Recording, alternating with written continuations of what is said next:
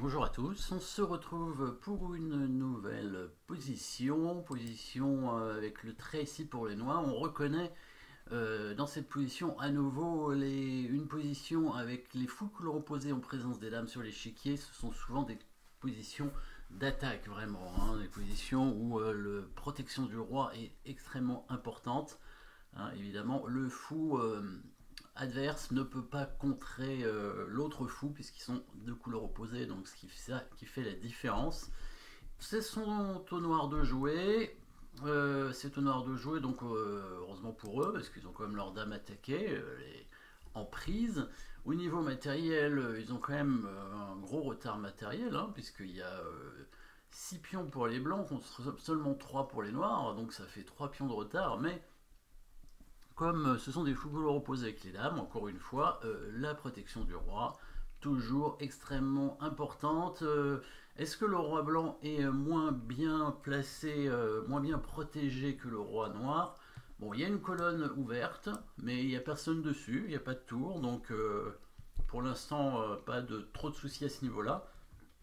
Et il y a une colonne semi-ouverte par contre, mais protégée aussi par une tour blanche. Après, il y a aussi un fou en direction éventuellement du pion ici en F2. Bon, il y a encore la tour devant, donc pour l'instant, le pion F2 n'est pas trop attaqué, mais ça peut être une idée. Après, du côté des blancs, il y a aussi quand même une batterie tour dame, hein, sur la colonne semi-ouverte ici, avec le fou qui est bien placé. Donc, on pourrait dire que les noirs ont quand même quelques soucis au niveau de leur partie. Mais heureusement pour eux, ils ont un bon coup et j'espère que c'était prévu à l'avance. J'ai pas vu la partie en entier, mais en tout cas, le grand maître avec les noirs, hein, Rosselimo, hein, qui a donné le nom à une ouverture, hein, sur la sicilienne, hein, c'était un maître du XXe siècle, hein, milieu du XXe siècle à peu près, maître français d'ailleurs, je crois, hein. En tout cas, il était naturalisé français. Et donc il va trouver une bonne combinaison ici. Alors on va évidemment rechercher les coups forcés, et il n'y a qu'un seul échec dans cette position, dame prend tour. Bon, ça semble pas très efficace, surtout qu'il y a une tour qui va reprendre, hein, et donc si on voulait essayer de faire quelque chose sur ce pion, ben, on ne pourrait pas, parce que de toute façon, il y a une tour de rechange, donc pas de possibilité de faire échec, en tout cas c'est pas bon. Menace de mat, alors là c'est plus compliqué, je pense pas qu'il y ait de menace de mat en un coup, par contre on peut trouver une menace de mat en deux coups, et ça c'est intéressant à chercher parce que évidemment c'est souvent des coups moins évidents à voir, hein, c'est moins naturel, mais c'est très important à regarder ce genre de coup, ce genre de menace, hein, qui semble plus complexe à trouver. Alors évidemment il y a d'autres coups forcés comme la prise de la dame, évidemment c'est un coup forcé, mais on va rechercher d'abord une menace de mat en priorité. Donc pas de menace de mat en un coup, mais menace de mat en deux coups. Et il n'y en a qu'une seule, à mon avis, dans la position. Et évidemment, il faudra l'étudier. N'hésitez pas à mettre la pause pour trouver cette menace de mat en deux coups, hein, qui n'est pas complètement évidente. Elle est bien cachée. Et on va la voir tout de suite. Parce que on a aussi la dame en direction de la tour, comme on a vu tout à l'heure. Et il suffirait, en fait, qu'elle soit protégée pour faire échec et mat après. Hein, par exemple, avec la tour ici. Donc en mettant la tour en D1, on va bien menacer mat en prenant la tour. Si jamais on joue deux coups de suite, hein, évidemment, on met la tour en D1, on menace dame, prend tour, échec, le roi va bouger, et après on va faire mat avec la tour en H8, ou même avec la dame en H1 comme on veut. Ça ne change rien à l'affaire. Donc tour D1 qui est une menace de mat.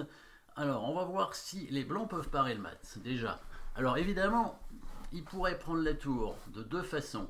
Le problème qu'on reconnaît tout de suite, c'est que s'il prend avec cette tour-là, la tour B1, la dame en B2 n'est plus protégée. Donc déjà, une déviation intéressante qui pourrait arriver. Si jamais il prend avec l'autre tour, eh ben, c'est une attaque et la découverte du fou qui nous permet de prendre ce pion en faisant échec. Le roi blanc est obligé de se mettre sur l'une de ces deux cases et on obtient le même mat que tout à l'heure avec la tour en H8. Donc il semble bien que la tour soit imprenable. Alors regardons si les blancs peuvent prendre la dame quand même, parce qu'elle est en prise au départ. Donc si la dame prend la dame, qu'est-ce qu'on pourrait faire? Eh bien, même chose que tout à l'heure, on va prendre le pion avec le fou, c'est bien une attaque à la découverte. Hein. Fou prend pion échec, le clouage sur la tour en F1 ne permet pas au blanc de prendre le fou. Du coup, il va être obligé d'aller sur une de ces deux cases et on obtient toujours le même mat, évidemment. Donc la tour est imprenable, la dame est imprenable, il y a une menace de mat. Est-ce que les blancs peuvent faire un coup forcé? Et bien c'est ce qu'il va faire en fait dans la partie. Il va prendre le pion, évidemment. Ce pion-là, c'est le seul échec de leur position. Mais les noirs sont malins, bien sûr. Ils vont pas prendre le fou pour éviter que l'adversaire ne fasse un échec ensuite. Donc il va simplement bouger le roi. Il va utiliser le fou comme bouclier. Et finalement, la position revient à la même que tout à l'heure. Hein. On est toujours dans les mêmes soucis avec toujours cette menace de mat. Alors les blancs vont trouver un coup quand même pour défendre le mat, éviter le mat. Donc après le coup tour D1, très bon coup. Il va quand même prendre ce pion. Bon, ça va pas changer grand chose, histoire d'avoir encore un pion supplémentaire. Hein. Voilà, 4 pions d'avance maintenant pour les blancs. Les noirs ne sont pas obligés de prendre, on n'est jamais obligé de prendre aux échecs. Attention, hein, la différence par rapport au jeu de dames, évidemment. Le roi qui bouge en B8, plus d'échecs pour les blancs, les menaces sont toujours les mêmes.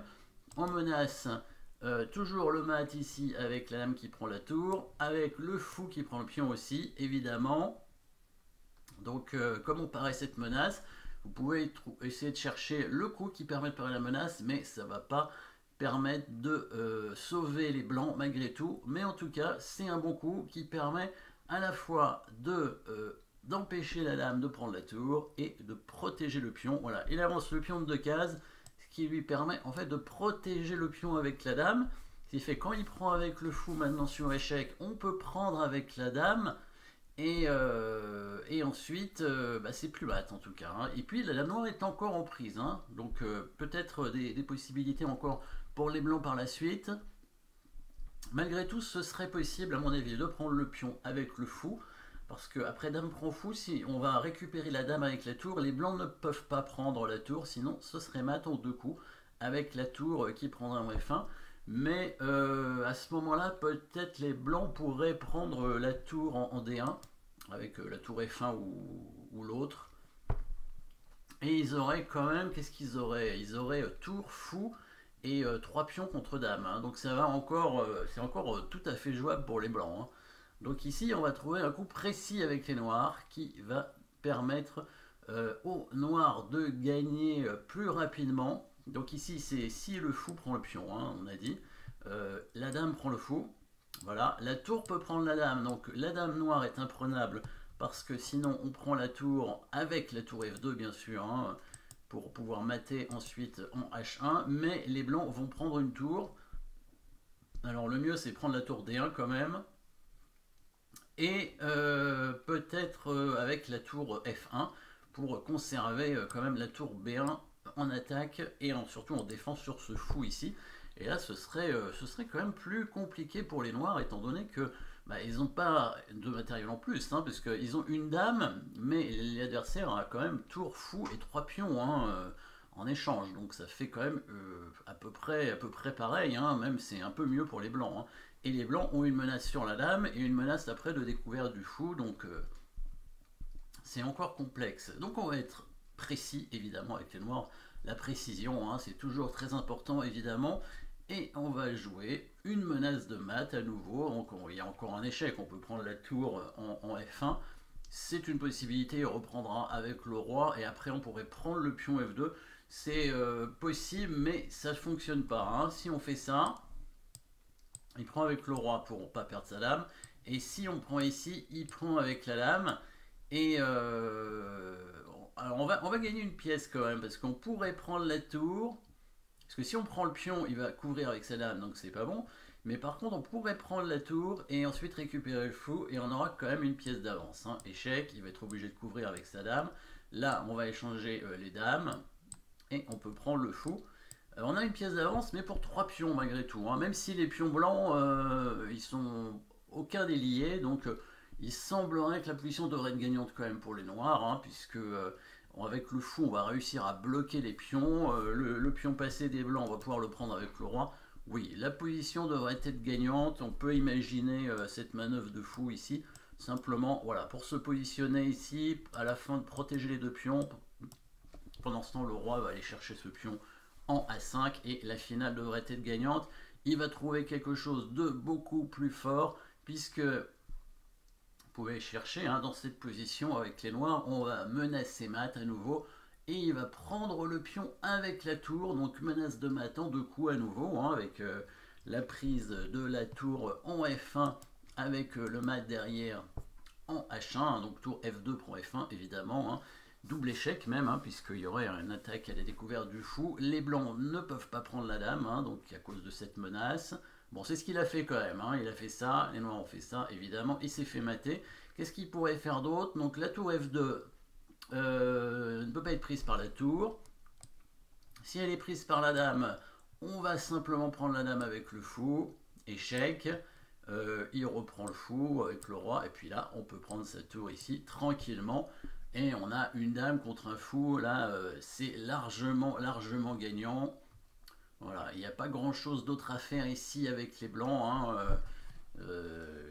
S'il bouge le roi, bon, on va prendre la dame. Non, s'il bouge le roi, il va se faire mater. S'il vient ici, on peut faire échec avec les dames ici, sur la 5e rangée. Et après, on va simplement prendre sa tour, et ce sera mat immédiatement.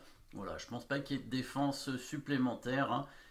Il a pris avec la dame, et s'il prenait avec le pion, ça ne changeait rien. S'il prend la tour en D1, bah, on prend la dame sur échec à la découverte, et on va même mater probablement très vite, puisque s'il vient sur H, il y a toujours le mat avec dame H5, c'est échec, bien voir qu'il y a la découverte du fou évidemment, et si le roi bouge, la dame peut prendre ce pion sur échec et on va mater très rapidement. Donc jolie combinaison ici avec une attaque à la découverte, une interception sur les deux tours, un clouage par la suite quand on va prendre ici, et puis des déviations, si la tour prend, évidemment on récupère la dame. Voilà, jolie combinaison, merci d'avoir suivi cette position et à très bientôt.